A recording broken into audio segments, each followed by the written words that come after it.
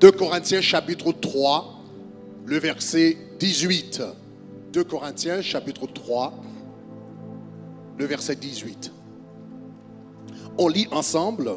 Le texte dit, nous tous qui, le visage découvert, contemplons comme dans un miroir la gloire du Seigneur. Et nous sommes transformés en la même image de gloire en gloire, comme par le Seigneur l'Esprit.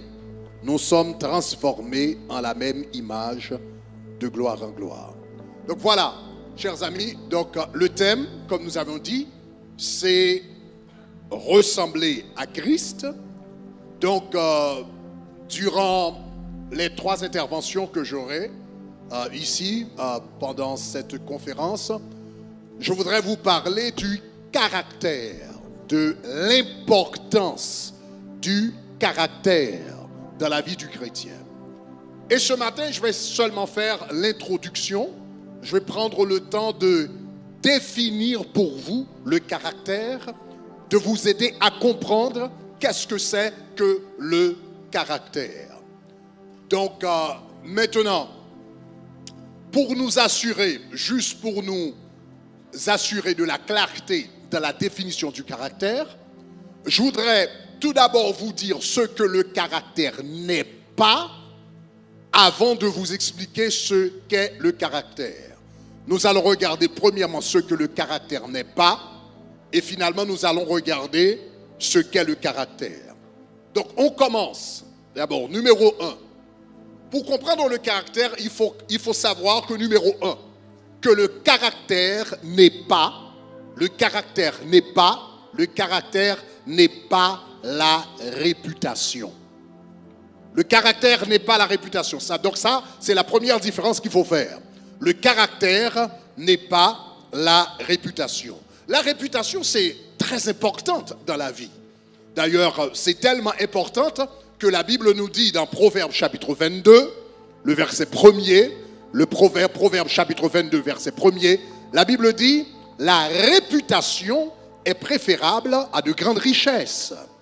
Et la grâce vaut mieux que l'argent et l'or. La réputation est préférable à de grandes richesses. Donc la réputation est importante dans la vie. Et la réputation, la Bible nous dit, est préférable à de grandes richesses. Pourquoi la réputation est préférable à de grandes richesses? Pour plusieurs raisons. Mais l'une d'entre elles, c'est que la réputation peut produire de la richesse. Une bonne réputation peut produire de la richesse. Mais la richesse ne peut pas donner une bonne réputation. Est-ce que ça va? Une bonne réputation peut te donner de la richesse, mais la richesse, en réalité, ne peut pas te donner une bonne réputation. Donc, une bonne réputation, c'est importante. Cependant, il ne faut pas donc la confondre avec le caractère. Donc, en réalité, le caractère, la réputation, c'est quoi? La différence entre la réputation et le caractère, c'est que la réputation, c'est ce que les gens pensent de vous. Mais votre caractère, c'est qui vous êtes en réalité. La réputation, c'est ce que les gens pensent de vous. Mais votre caractère, c'est qui vous êtes. Donc, en réalité, ça, c'est une définition partielle. Je vais vous donner une définition plus tard. La réputation, c'est ce que les gens pensent de vous. Le caractère, c'est la personne, c'est qui vous êtes. Et ça, c'est une définition partielle. Je vais la compléter un peu plus tard. Le président américain, l'ancien président américain très connu, ou encore l'un des plus fameux présidents des États-Unis, c'était Abraham Lincoln. Donc Abraham Lincoln, il a dit une fois que la réputation et le caractère, ou encore le caractère et la réputation, peuvent être comparés avec un arbre et son ombre. Donc, ton caractère, c'est l'arbre. Et la réputation, c'est l'ombre. Donc, le caractère, c'est l'arbre. Et la réputation, c'est l'ombre de l'arbre. Maintenant, il y a une relation entre l'arbre et son ombre, mais l'ombre n'est pas l'arbre. Est-ce que ça va? Et si vous aimeriez changer si vous aimeriez modifier l'ombre, tu ne vas pas travailler sur l'ombre, tu vas travailler sur l'arbre. Est-ce que ça va? Et si tu travailles sur l'arbre, si tu arrives à modifier l'arbre, tu arriveras également à modifier l'ombre. Parce que l'ombre dépend de la taille de l'arbre. Donc, vous et moi, si nous aimerions changer, quand tu veux changer ta réputation en réalité, tu ne travailles pas surtout sur ta réputation pour la changer. Tu travailles sur ton caractère. Et ton caractère, automatiquement, va modifier, va transformer, va améliorer ta réputation. Dites-moi gloire si vous me comprenez. Donc, il y a une différence entre le caractère et la réputation. Maintenant, j'ai appris cette leçon très tôt dans mon ministère. Quand j'ai commencé mon ministère pastoral, il y avait une église qui était en difficulté. Et ils sont venus vers moi, les membres de l'église sont venus vers moi pour me demander de l'aide. Mais étant donné que cette église avait connu plusieurs scandales, je ne voulais pas que mon nom y soit associé. Donc j'avais des doutes. J'étais un peu réticent. Je savais que c'était la volonté de Dieu pour que je les aide, mais en même temps, j'avais des doutes parce que je ne voulais pas que mon implication dans ce ministère, porte préjudice à ma réputation. Donc j'étais un peu réticent. Et le Seigneur m'a dit quelque chose. Le Seigneur m'a dit quelque chose qui a attiré mon attention. Le Seigneur m'a dit, tu sais que c'est ma volonté pour que tu aides cette église, mais tu es réticent à cause de ta réputation. Mais tu dois choisir, est-ce que tu vas m'obéir moi-même ou bien tu vas préserver ta réputation? Et le Seigneur m'a dit, si tu préserves ta réputation au prix de l'obéissance, alors ton Dieu, ce n'est pas moi. Ton Dieu, c'est ta réputation. Yeah. Et le Seigneur m'a dit, tu dois décider qui tu vas servir aujourd'hui. Est-ce que tu vas servir ta réputation ou bien tu vas me servir en tant que Dieu? Si tu sers ta réputation, tu es dans l'idolâtrie personnelle. Et Dieu maudit tout objet d'idolâtrie. Si tu préfères ta réputation, si tu accordes ta réputation la priorité sur l'obéissance, alors moi je vais maudire ta réputation parce que ça devient un objet d'idolâtrie. Donc j'ai compris en ce moment que la réputation, et c'est à ce moment que le Seigneur m'a fait comprendre que la réputation n'est pas le caractère, n'est pas le caractère, et le caractère n'est pas la réputation. Le Seigneur m'a fait comprendre, je ne dois pas me préoccuper de l'opinion des autres à mon sujet, mais je dois me préoccuper de qui je suis en Christ. Est-ce que ça va? Je dois me préoccuper que ce que les gens disent de moi, c'est ma réputation. Qui je suis en Christ, c'est mon caractère. Tu ne peux pas contrôler ce que les gens pensent de toi. Tu ne peux pas contrôler ce que les gens disent de toi. Mais tu peux contrôler ce que toi tu penses, ce que toi tu dis et ce que toi tu fais, qui sont les fruits de ton caractère. Dites-moi gloire. Donc la première chose à comprendre, c'est que le caractère n'est pas la réputation. Le caractère, c'est l'arbre. La réputation, c'est l'ombre. Le caractère, c'est ce que pensent les gens. Le caractère, c'est qui tu es en Christ. Et je vais vous expliquer pourquoi je vous dis en Christ. Qui tu es en Christ. Ça, c'est très important. Donc, si tu prends soin de ton caractère, ta réputation va prendre soin d'elle-même. Est-ce que ça va? Donc, numéro 1, il faut différencier entre la réputation. J'ai dit premièrement, la réputation n'est pas le caractère. Deuxièmement, j'ai dit le caractère n'est pas la réputation. Deuxièmement, le caractère n'est pas la personnalité. Le caractère, numéro 1, j'ai dit, ce n'est pas la réputation. Numéro 2, le caractère, ce n'est pas la personnalité. Le mot personnalité en français vient du mot latin persona. persona en français. Le mot persona en français signifiait à l'origine masque de l'acteur. Le mot persona signifie masque de l'acteur. Ensuite, la définition du mot a évolué pour signifier le rôle dans une pièce de théâtre. Donc, la personnalité vient du mot persona, qui signifie masque de l'acteur, ou bien rôle dans une pièce de théâtre. Avec le temps, cela vint à signifier prestance, figure, comportement, apparence. Donc, en réalité, la personnalité, c'est le visage public de ton être. La personnalité, c'est le visage public de ton être. C'est l'image que nous projetons consciemment ou inconsciemment. Donc ça, c'est la personnalité. Donc voilà pourquoi, quand vous allez lire, par exemple, dans Lévitique chapitre 19, le verset 15, si vous regardez Lévitique chapitre 19, le verset 15, dans Lévitique chapitre 19, le verset 15, le Seigneur a dit, tu ne commettras point d'iniquité dans tes jugements, et regarde ceci. Et le texte dit, tu n'auras point égard à la personne du pauvre, et tu ne favoriseras point la personne du grand, mais tu jugeras ton prochain selon sa justice. Qu'est-ce que ça veut dire? Tu ne prêteras point attention à la personne du pauvre ou la personne du grand. Cela veut dire la personne du pauvre. Ne regarde pas à l'apparence du pauvre. Est-ce que ça va?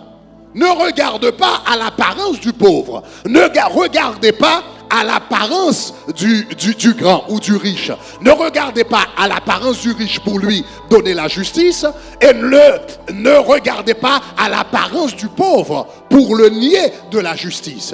Donc en réalité, la personne c'est quoi? La personne c'est le visage public, c'est l'apparence, c'est ce que les joies, c'est ce que tu projettes, c'est l'aspect public de ton être, de ta personne. Donc ça c'est la personnalité. Et de la même manière que un masque peut correspondre, le masque d'un acteur peut correspondre ou pas à son vrai visage, le masque d'un acteur peut correspondre ou ne pas correspondre au vrai visage de l'acteur. De la même manière, la personnalité peut correspondre ou ne pas correspondre au caractère. Est-ce que ça va? Donc, la personnalité n'est pas le caractère, ou encore le caractère n'est pas la personnalité. La personnalité, c'est l'aspect public de notre être. Maintenant, ça c'est très important. C'est très important de faire cette différence. Pourquoi? Parce que nous vivons dans un monde où on met tellement d'accent sur la personnalité, sur le paraître, sur l'apparence, sur la prestance. Ça, c'est la personnalité. Il y a un grand auteur américain, motivationnel américain, qui s'appelle Stephen Covey. Il a écrit un livre, l'un des livres les plus fameux en leadership, qui s'appelle The 7 Habits of Highly Effective People, les 7 habitudes des gens qui réussissent tout ce qu'ils font. Donc c'est un livre très très connu. Dans ce livre, Stephen Covey a dit que aux États-Unis, dans les 150 premières années des États-Unis, de la vie des États-Unis, quand on regarde la littérature ou encore les livres qui parlent de la réussite personnelle, dans les 150 premières années de la vie des États-Unis, les livres qui parlaient du succès, de la réussite, étaient axés sur ce qu'il appelle l'éthique du caractère. Cela veut dire sur certaines caractéristiques, sur certaines caractéristiques ou encore traits du caractère. Ces livres, au commencement, dans les 150 premières années, parlaient de l'intégrité, parlaient de la simplicité, parlaient de la fidélité, parlaient du courage, etc., etc. Mais il a dit qu'après la Seconde Guerre mondiale, il y a eu un virage. Maintenant, les livres qui parlent du succès, qui parlent de la réussite, ne sont plus axées sur une éthique de caractère, sinon une éthique de personnalité. Cela veut dire sur l'éthique de l'image publique, sur des techniques, comment resserrer la main, comment regarder les gens dans les yeux, comment projeter de la confiance en soi-même, comment modifier sa voix, etc. Donc il a dit maintenant, la littérature sur le succès, maintenant c'est basé sur la personnalité. C'est ce qu'il appelle une éthique de la personnalité au lieu d'une éthique de caractère. Maintenant, et aux États-Unis, par exemple, seulement aux États-Unis, il y a toute une industrie qui s'occupe du paraître, de la prestance, de ton image publique. Ça s'appelle les relations publiques. Aux États-Unis, il y a 275 000 personnes qui travaillent dans l'industrie des relations publiques, le paraître. Cette industrie rapporte plus de 14 milliards de dollars américains à l'année, qui travaillent sur le paraître au lieu de l'être. Mais quel est le problème à ça? Le problème, c'est que le paraître, Jésus, parlant de cette éthique de la personnalité, de cette éthique du masque, de cette éthique de théâtre, de cette éthique d'image publique, de cette éthique de prestance, Jésus a fait un commentaire par rapport à ça. Parce que les pharisiens avaient la même mentalité. Les pharisiens et les scribes avaient cette même éthique, l'éthique du paraître, l'éthique de l'image publique, l'éthique de l'impression, impressionner les autres. De regarder ce que Jésus-Christ a dit dans Matthieu chapitre 23, le verset 27. Dans Matthieu chapitre 23, verset 27, Jésus s'adressait aux scribes et aux pharisiens, a dit, « Malheur à vous, scribes et pharisiens, hypocrites. » Le mot hypocrite signifie acteur. Malheur à vous, scribes et pharisiens, hypocrites. Parce que vous ressemblez à des sépulcres blanchis qui paraissent beaux à l'extérieur. Ça, c'est l'éthique de la personnalité, l'éthique du paraître, qui paraissent beaux à l'extérieur, mais à l'intérieur, plein d'ossements, de mort et de toute impureté. Donc ça, c'est l'éthique du paraître. L'éthique du paraître, c'est peu importe ce qui se passe à l'intérieur. Donc du moment que je suis beau à l'extérieur, je sais comment parler, je sais comment donner une bonne poignée de main, je sais comment modifier ma voix, je sais comment me présenter en public, je n'ai pas à m'inquiéter de l'intérieur parce que je peux faire une bonne impression. Je peux laisser une bonne impression à partir de mon image publique. Et Jésus a dit, malheur à vous. En réalité, le mot malheur ici, c'est le mot ouai en grec. Ouai en grec, c'est une interjection de douleur. C'est une interjection de peine. Donc quand Jésus dit malheur à vous, cela veut dire hélas pour vous. Une autre façon de le dire, c'est que j'ai de la peine pour vous. Cela veut dire quelqu'un qui bâtit sa vie sur une éthique de personnalité, sur l'apparence publique, Jésus te regarde et il dit, j'ai la peine pour toi. J'ai de la peine pour toi. Tu as une vie pitoyable. Pourquoi? Parce qu'en réalité, on ne peut pas bâtir une vie sur l'apparence. On ne peut pas bâtir une vie sur des impressions publiques. Parce qu'avec le temps, ce que tu es réellement va finir par surgir. Donc Jésus a dit, j'ai de la peine pour vous. Donc c'est très très important. Tôt ou tard, la vraie personne surgira. Et l'édifice s'écroulera parce qu'en réalité, c'était basé sur le paraître au lieu de l'être. Donc, il y a une différence entre le caractère et la personnalité. La personnalité, j'ai dit, c'est l'aspect public de notre être. Mais si vous avez, au lieu de bâtir votre vie sur une éthique de personnalité, mais vous bâtissez votre vie sur une éthique de caractère, de préférence, là, vous avez un bon fondement. Il y a un bon exemple de quelqu'un qui avait basé sa vie sur une éthique de caractère. C'était un pasteur de Virginie. Il y a une célèbre personnalité de la télévision américaine. Il est encore en vie, mais il n'est plus aussi fameux qu'auparavant. Dans les années 80, il était très très fameux, comme Oprah Winfrey, etc. Il s'appelait Phil Donahue. Phil Donahue aux États-Unis, c'était une personnalité à la télévision très très connue dans les années 80. Et il avait la réputation d'être une épine à la chair des prédicateurs. Donc quand des prédicateurs venaient à son émission de télévision, vraiment il les maltraitait publiquement. Et pourquoi? Phil Donahue avait dit qu'il n'avait aucun respect pour les pasteurs, pour les prédicateurs, parce qu'il avait noté qu'ils étaient prêts à tout faire pour avoir l'attention des médias.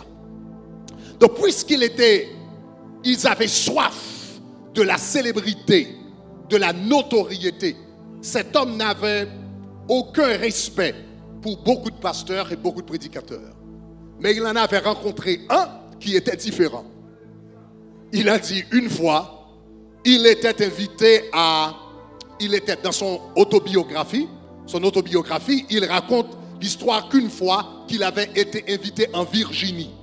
Donc Virginie de l'Ouest, il travaillait à Ohio et il avait été invité à Virginie, un autre État, une autre province aux États-Unis. Donc il y avait une catastrophe minière en Virginie. Il était à ce moment-là un jeune reporter, donc il avait été envoyé pour filmer l'événement, pour filmer ce qui se passait. Et quand il est arrivé en Virginie, il faisait très froid, très très froid. Il faisait tellement froid que sa caméra ne marchait pas. Donc il a dû prendre sa mini-caméra et puis la mettre sous son manteau pour la réchauffer afin que la caméra puisse marcher. Et pendant qu'il réchauffait sa petite caméra, donc il est arrivé sur les lieux, il y a beaucoup de gens qui étaient morts, et parmi ces gens qui étaient morts, c'était beaucoup d'hommes étaient morts, les hommes qui travaillaient dans les mines étaient morts, et beaucoup de ces hommes-là étaient des pères de famille.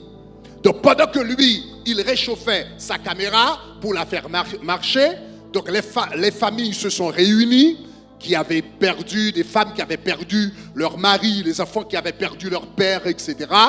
Donc, et soudainement, un pasteur est entré, c'était un homme de grand format, mais qui ne parlait pas bien du tout.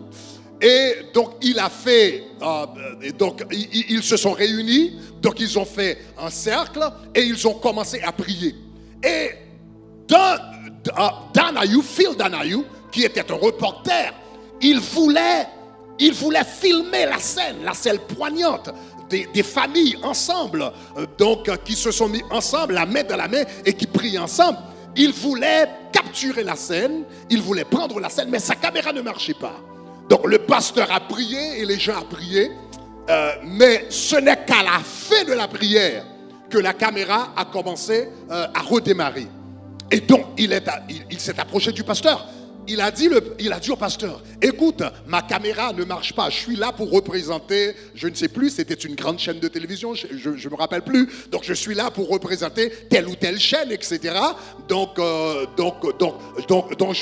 suis là pour rapporter tout ce qui se passe, et ce soir, je vais prendre la scène, et ce soir, je vais tout reporter à la télévision.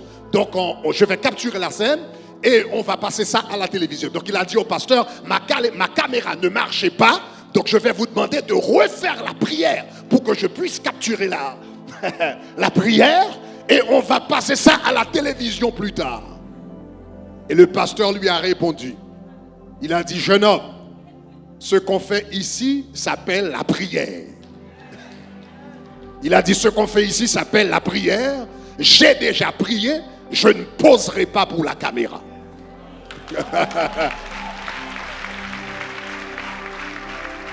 Le pasteur a dit, j'ai prié et j'ai fini de prier. Je ne poserai pas pour la caméra. Parce que ce pasteur, son intérêt, ce n'était pas le paraître. Ce n'est pas son image publique. Ce qui était important, c'était son intimité avec Dieu.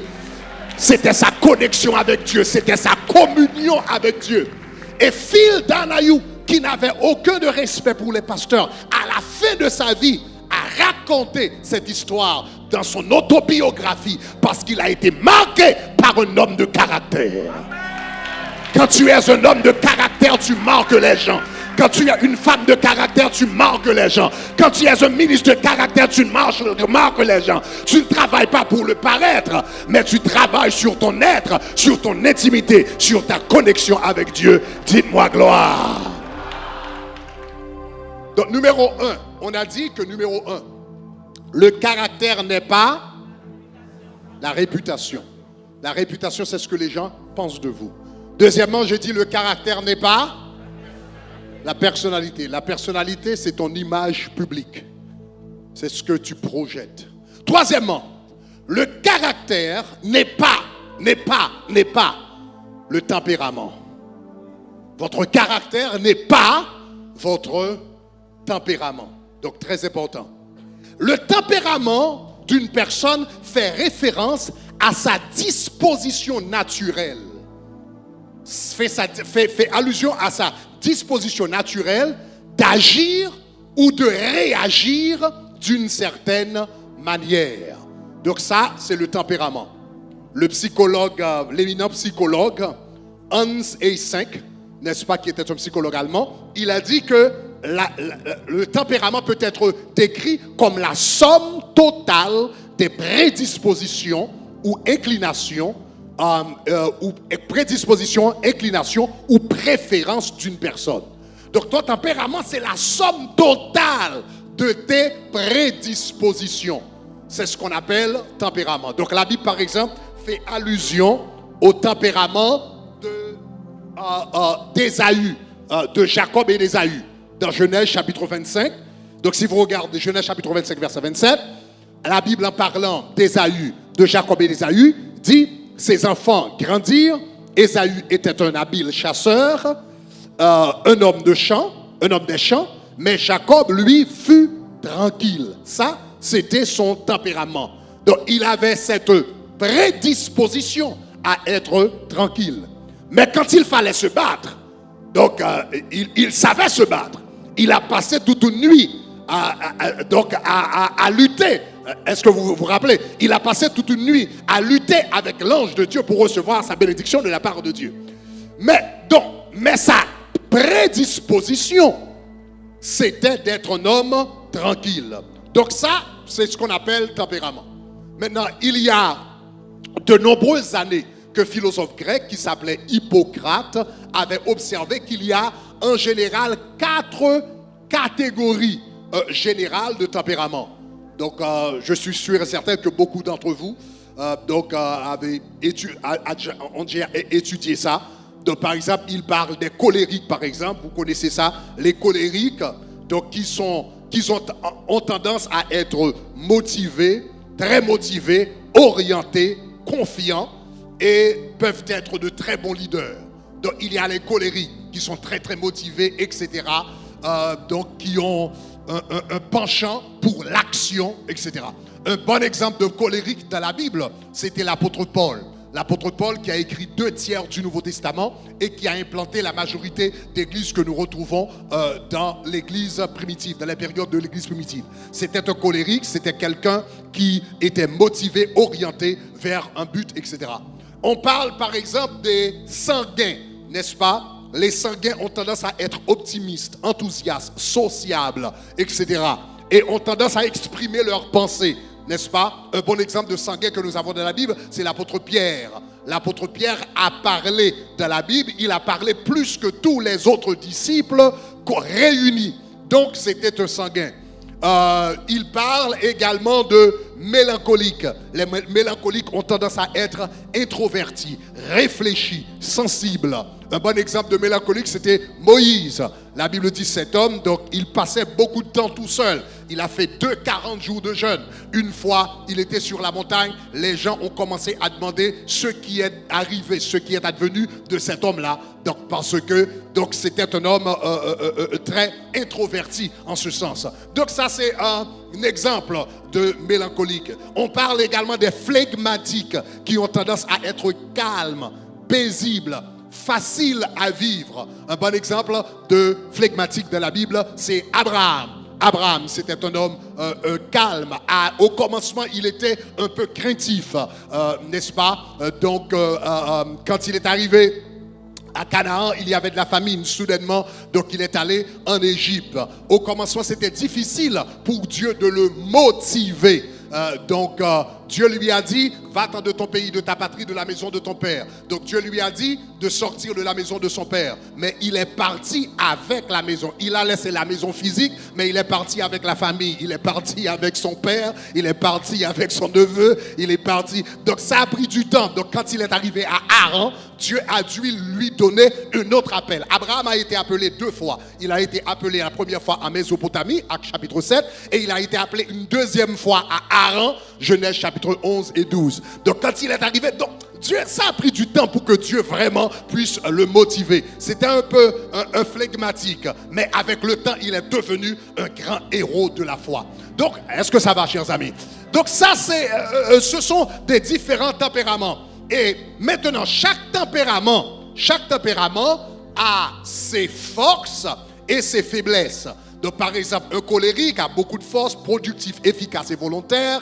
Mais un colérique peut être impatient, agressif, dominateur ou un peu critique. Un sanguin a des forces. Par exemple, le sanguin est sociable, enthousiaste, extraverti, mais peut être également impulsif, distrait, désorganisé parfois. Donc, un mélancolique peut être introspectif, sensible et créatif, mais peut être également pessimiste, maussade, anxieux et indécis. Un flegmatique peut être calme, patient et stable. De toi peut être aussi indifférent, sans émotion et passif, etc. Chaque tempérament a ses forces et ses faiblesses. Maintenant, quand les forces de ce tempérament, d'un tempérament précis, est dominante, quand les forces d'un tempérament en particulier, quand les forces sont dominantes, les forces de ce tempérament sont dominantes dans la vie d'une personne, on dit que cette personne a un bon tempérament.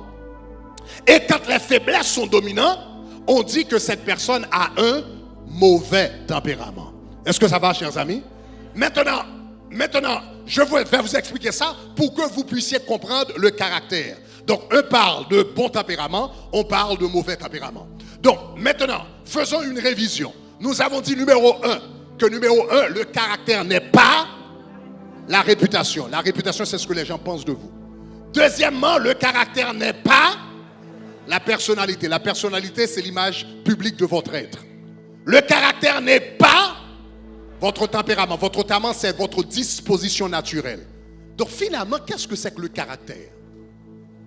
Le mot caractère, c'est un mot grec en réalité. C'est un mot grec qui est devenu un mot français. Et ce mot est utilisé une seule fois dans la Bible. Le mot caractère est utilisé une seule fois dans la Bible. Et nous le trouvons dans Hébreux, chapitre 1er, versets 1 à 3. C'est utilisé une seule fois, et c'est dans Hébreux, chapitre 1er, versets 1 à 3. Lisons ensemble.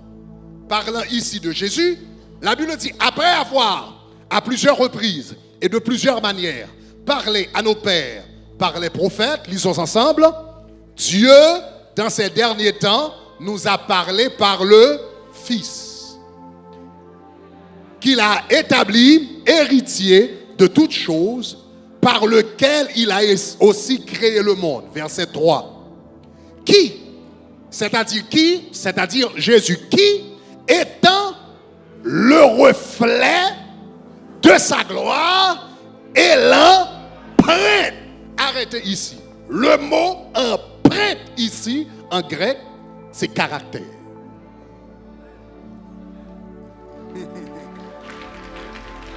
Le mot empreinte, la Bible dit Jésus, c'est l'empreinte du Père.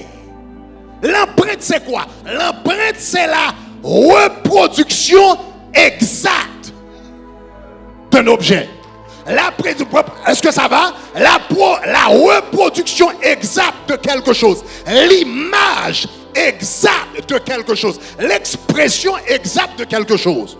Donc, si tu vas faire, par exemple, des documents importants, on va te demander de prendre tes empreintes.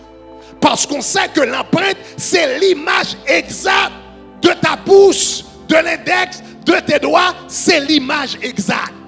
Donc, la Bible dit Jésus est l'empreinte de la personne du Père. Cela veut dire Jésus est l'image exacte de la personne du Père. Jésus est la reproduction exacte de la personne du Père. Est-ce que ça va? Jésus est le portrait exact de la personne du Père. Donc, le caractère, c'est quoi? Le caractère, c'est l'image de Dieu en nous.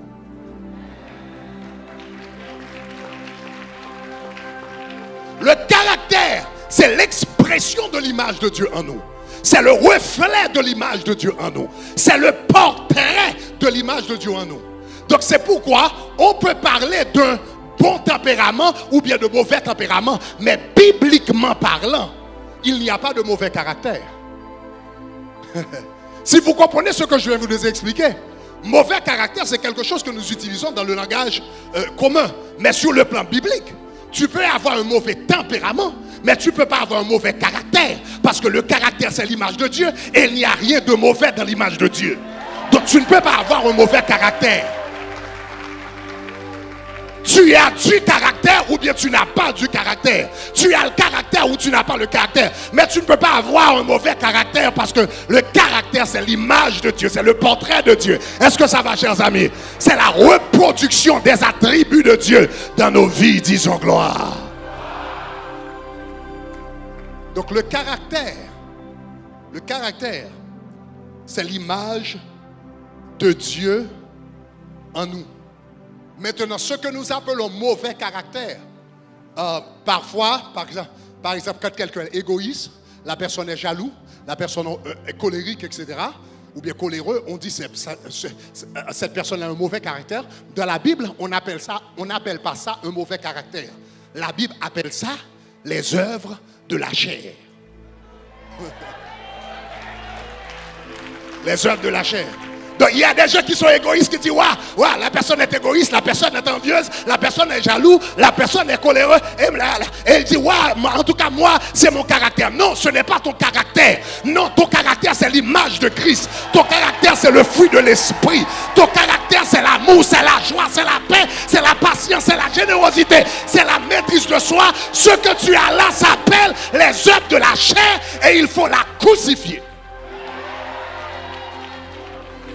Ce n'est pas ton caractère. Ton caractère, c'est l'image de Dieu en toi. Ton caractère, c'est le portrait de Dieu en toi. Oh, Marika Satakaya. Ye mama makarabasakata. Ye korabashakataya. Et le bon côté, c'est que nous n'avons pas à chercher le caractère. Le caractère, ce n'est pas quelque chose que tu as à chercher, après lequel tu as à courir en réalité. Tu as le caractère de Christ. Tu as le caractère de Dieu. Le jour où tu as accepté Jésus-Christ comme ton maître et ton sauveur, et Jésus est entré dans ta vie, il est entré avec l'image de Dieu, le caractère de Dieu, la grâce de Dieu, les bénédictions de Dieu dans ta vie. Est-ce que ça va? Tu as le caractère de Dieu. Alléluia. On aura le temps d'en parler. Le caractère de Dieu, c'est l'amour. Le caractère de contrôler mes paroles et ma langue, etc. Tout ça est déjà là. Mais le maître doit faire un travail en toi pour ce qui est en toi puisse se manifester. Ce qui est en toi puisse se manifester. En d'autres termes, je vais vous faire comprendre. Le mot caractère en grec vient du mot karasso en grec. Et tu sais ce que signifie karasso en grec? Karasso en grec signifie sculpter. Karasso en grec signifie sculpter. Maintenant, un sculpteur n'ajoute rien à son œuvre d'art.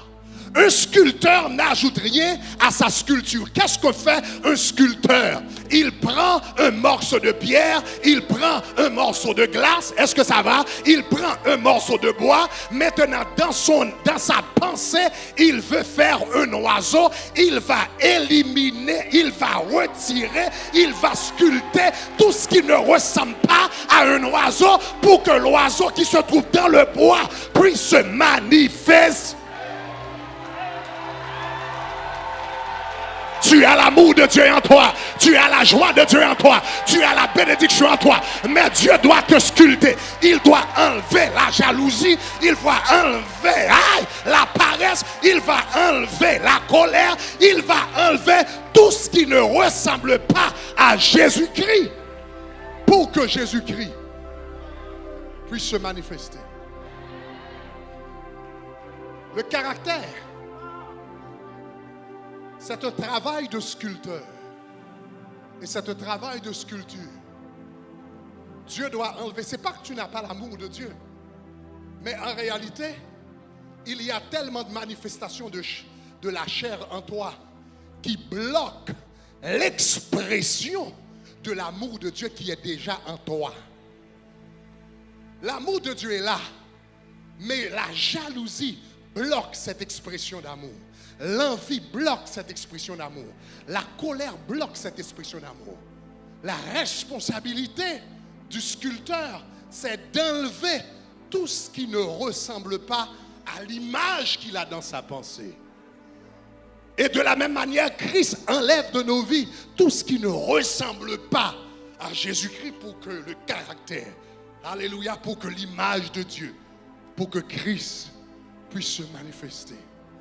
Voilà pourquoi, et je termine avec ça, le Seigneur parlait à Jérémie.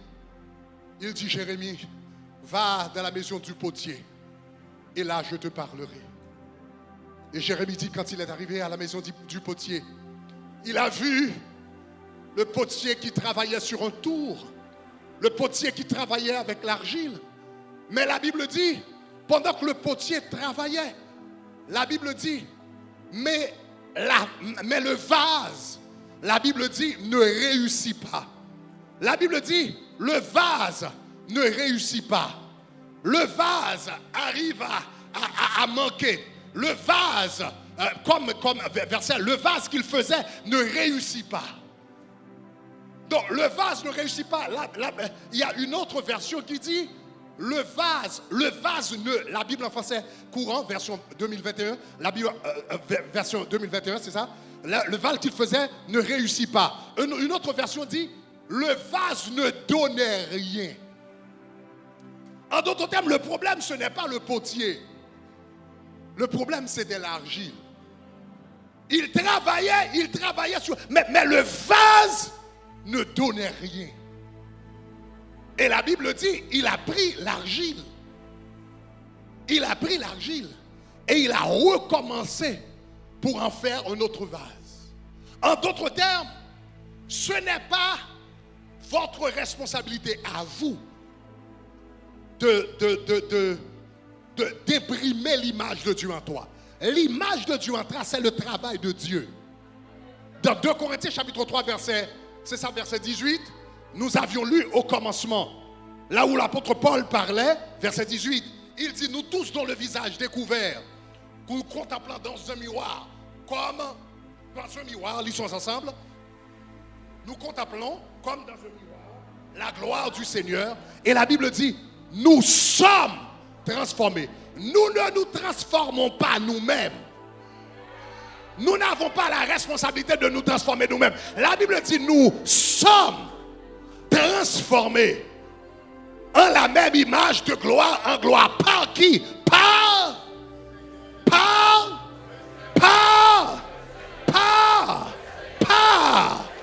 c'est Dieu qui produit le caractère en nous. Le travail de carasso, le travail de sculptage, le travail de sculpture qui se fait c'est Dieu qui fait ce travail en nous. Quelle est notre responsabilité à nous? Notre responsabilité à nous, c'est d'être l'argile. Maintenant, la responsabilité du potier, c'est de former le vase selon sa vision, selon l'image qu'il a à la pensée, selon son objectif. Le travail de l'argile, c'est d'être malléable. Le travail de l'argile, c'est d'être flexible. Le travail de l'argile, c'est d'être adaptable. Le travail de l'argile, est-ce que ça va, chers amis? C'est d'être manipulable dans les mains du potier. Ce n'est pas ta responsabilité à toi de développer le caractère, c'est Dieu qui va développer le caractère en toi, mais il faut que tu sois flexible. Quand il te dit à droite, tu vas à droite. S'il te dit à gauche, tu vas à gauche. S'il te dit aïe aïe aïe, s'il te dit de ne pas répondre, tu ne réponds pas. S'il te dit d'aller à la ville, tu y vas. Donc ta responsabilité, c'est d'être flexible entre les mains de Dieu. C'est vivre dans l'obéissance. Si vous marchez selon les lois de Dieu, ou encore selon la voie de Dieu, de jour en jour, tu vas voir le caractère de Dieu, l'image de Dieu, le portrait de Dieu se manifester en toi. Je termine avec ceci. Quelqu'un a dit, vivre avec un mauvais tempérament. Vivre avec un mauvais tempérament, c'est comme conduire une voiture avec un pneu crevé. Vivre avec un mauvais tempérament, c'est comme conduire une voiture avec un pneu crevé. Tu peux rouler, mais tu n'arriveras pas trop loin. Tu peux rouler. Vivre avec un mauvais tempérament, c'est avoir un pneu crevé dans la vie. Oui, tu peux rouler, mais tu n'arriveras pas trop loin. Si tu veux arriver loin, il faut changer le pneu crevé. Il faut changer. Il faut t'arrêter et changer le pneu crevé si tu veux arriver loin. Et ce matin, il y a beaucoup d'entre nous, si nous voulons être honnêtes avec nous-mêmes, nous allons nous dire, Seigneur, mon pneu est crevé. Je ne te ressemble pas dans ce domaine, dans cet aspect, dans cet autre aspect. La façon dont je parle n'exprime pas le caractère de Christ. Mes pensées n'expriment pas le caractère de Christ. Mes réactions n'expriment pas le caractère de Christ. Je sais que tu as une grande destinée pour moi. Je sais que tu veux aller loin avec moi. Mais j'ai un pneu crevé qui s'appelle la colère. J'ai un pneu crevé qui s'appelle la rancune. J'ai un pneu crevé qui s'appelle la jalousie. J'ai un pneu crevé qui s'appelle la rébellion. Seigneur, je veux changer de pneu ce matin pour que je puisse arriver loin avec toi. S'il y a quelqu'un dans cette salle qui veut dire, Seigneur, je veux te ressembler ce matin. Je ne veux pas mener une vie sur l'apparence. Je veux mener une vie sur l'essence. Une vraie vie de communion avec toi. Une vraie vie d'intimité avec toi. Une vraie vie, Seigneur, qui te ressemble. Là où tu es, si tu veux être honnête avec le Seigneur et dire, Seigneur, je veux changer de pneu ce matin. J'ai un nœud crevé. Je veux changer de pneu. Là où tu es, alléluia, avance par devant. Vous pouvez avancer par devant. Nous allons terminer dans la prière.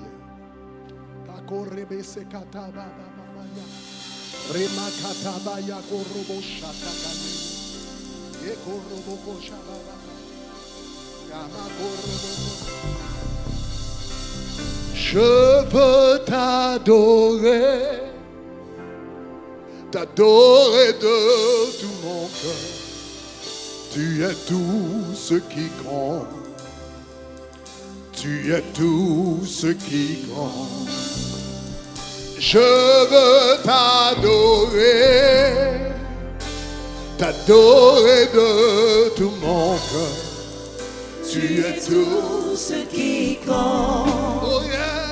Tu es tout ce qui compte. Je veux t'adorer, je veux t'adorer, t'adorer, t'adorer de tout mon cœur. Tu es tout ce qui compte. Tu es tout ce qui compte. Tu es tout ce Encore, qui compte. je veux t'adorer, je veux t'adorer. Alléluia. T'adorer de tout mon cœur. Tu es tout ce qui compte. Tu es tout. Tu es tout. Encore plus ce fort. qui compte. Oh, je veux t'adorer de Tout mon cœur. nous voudrions te ressembler, Seigneur. Ce qui compte. Transforme-nous à ton image et à ta ressemblance. Je veux t'adorer, t'adorer de tout mon cœur. T'adorer de tout mon cœur. Alléluia. Tu es tout ce qui compte. Encore plus fort dans cette salle. Encore plus fort. Je veux t'adorer. Je élève ta voix là où tu es au nom de Jésus. Ce n'est pas un simple chant. Ce n'est pas un simple cantique. C'est une prière que tu adresses à Dieu. Alléluia. Je veux, je veux, je veux, je veux, je veux. Rabaka sataka tabaya karabaya. Reberebo samama mama karabababaya. Roboko shakataya. Reberebo sakata bababa. Roboko rebe. Je veux tailler. Je veux tailler. Yeah. T'adorer de tout mon cœur. Tu es tout ce qui compte. Tu es tout ce qui compte. Je veux te ressembler de tout mon cœur. Tu es tout ce qui compte. Tu es tout.